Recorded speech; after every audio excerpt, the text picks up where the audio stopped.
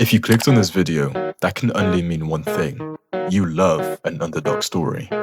Every World Cup, there's a story to be told. A team with all the odds stacked against them, yet still going to the final. Teams that play attractive, attacking, pure sexy football that keeps you standing on your tippy toes. A rivalry so tasty that it can make grown men cry. Well, today, we take a look at the best 6 underdogs this World Cup, kicking things off with a personal favourite. Norway is a football fan's wet dream, not beating but battering teams left, right and centre in order to get themselves into the tournament, even demolishing Italy, a country known for their elite defenders, not once but twice during their World Cup qualifiers. Norway is built around Haaland and Martin Odegaard.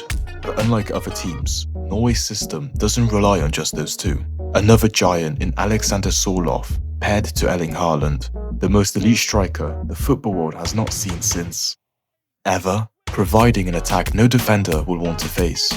Pair that with fast, agile and technically gifted wingers in Oscar Bob and Antonio Nusa, providing endless crosses will pile up goals.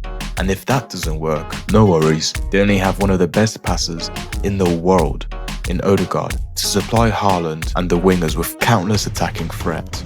I mean, if you aren't excited about that, then you might as well just stop watching the TV, turn it off and go play with your Lego bricks. Even though the defense is not known, they are controlled and calm on the ball. I mean, if I was a team where 6 foot felt small, then yeah, I would feel pretty calm too. Alongside their epic Viking photo shoot, it just gives 2016 Iceland vibes. I just hope they recreate the iconic Viking flag.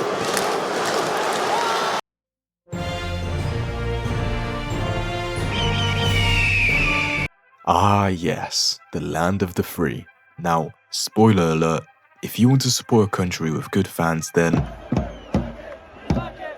yeah, maybe pass on this one. But the team is actually solid. USA used to be only known for Pulisic, and although we all know how good he really is, guy, right? He's like the LeBron James of soccer. Definitely. he did need help, and the team this year did not disappoint, getting strength in McKennie, a versatile all-round midfielder controlling the middle of the pitch. A pairing of fast and attacking fullbacks, Anthony Robertson on the left and Sergio Dest on the right. Chris Richards, a strong unit and the core of their defense. As well as great forward options, the American team looks not half bad. Mixed that with a manager known for his youth development and highly intense play style in Pochettino, and you have a true dark horse for the World Cup. At the end of the day, as long as you fight, you will win. Switzerland is the bread and butter when it comes to being an international tournament dark horse. Just as successful, tough and hardworking as Croatia, but fewer world-class known names, with arguably the best leader the game has ever seen, instantly proving himself every team he goes to, most recently the team being Sunderland.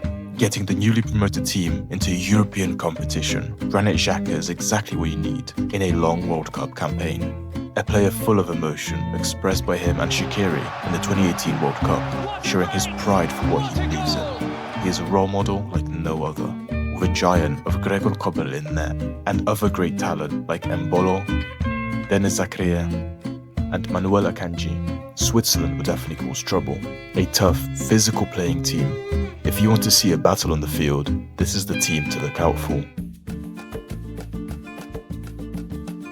Ecuador is what I'd call the Ajax of the World Cup.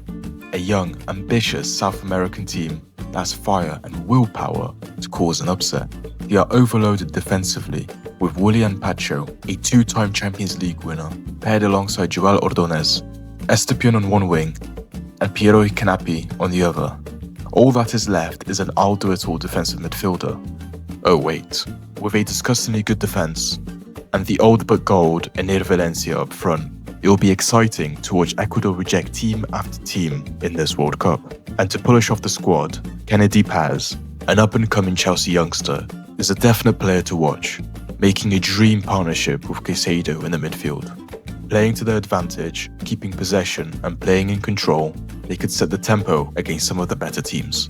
So don't be surprised if you see them finish first, and Germany coming third, like they somehow always do every single major international tournament. Let's just hope Nkapie manages to contain his excitement for this one. Nkapie, get your bum out!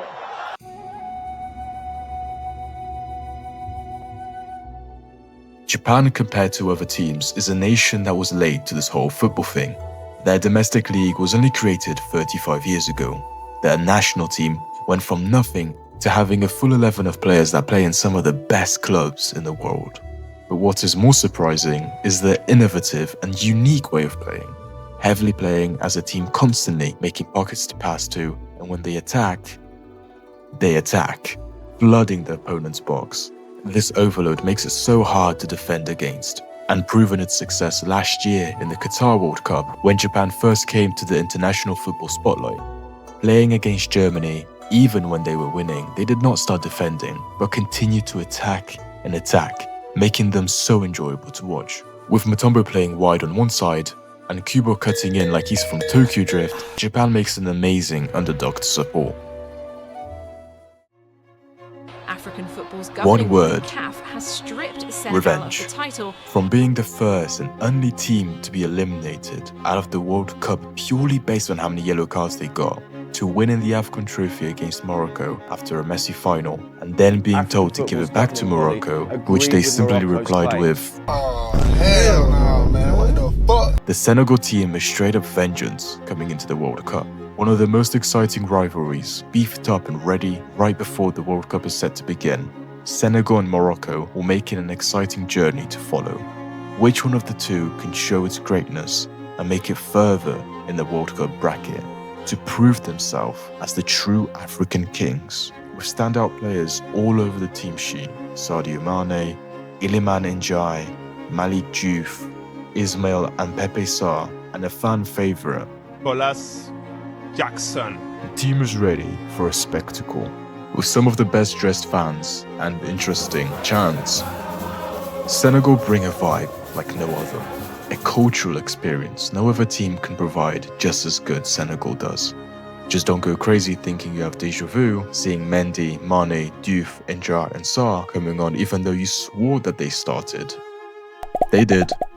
There's just 15 other players with those exact names. And that concludes our 6 underdogs. Who is your favourite, and what is your hot take for this World Cup? Mine is that Norway will finish first of the table ahead of France. Comment down below what yours is. But for now, thank you for watching and goodbye.